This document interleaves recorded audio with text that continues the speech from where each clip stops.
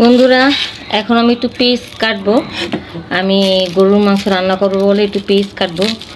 আরে বন্ধুরা, পেঁয়াজ কাটলে যে রস বাইর হয় কি কমো, প্রচুর রস পেঁয়াজের, এমন রস একেবারে চোখ দিয়া পানি পড়তে পড়তে একেবারে সব শেষ হয়ে যায়, শরীরে আর কোনো শক্তি থাকে না, বুঝছেন?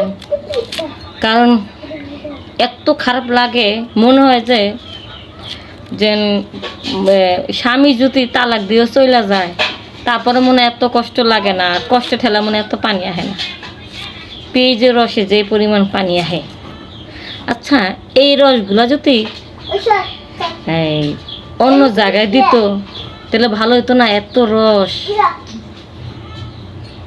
যাক, আমি আগে পেঁয়াজ রান্না করে দিই।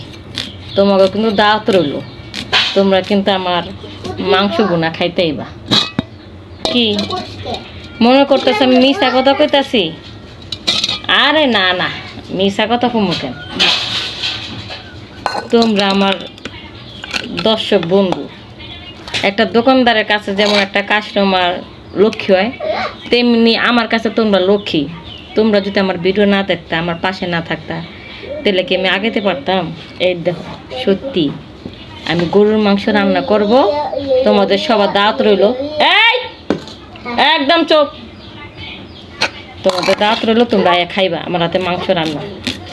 ওরে বাইরে বাই, উফ, শুরু হয়ে গেছে গা, এখনো শুরু হয়ে গেছে গা। রসে টস টস করতেছে আমার চোখ দিয়া, বুঝছেন? চোখ দিয়া রসে টস টস করতেছে।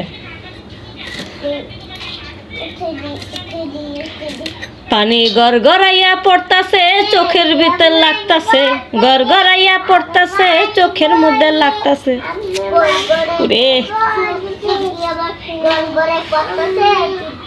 যন্ত্রণা।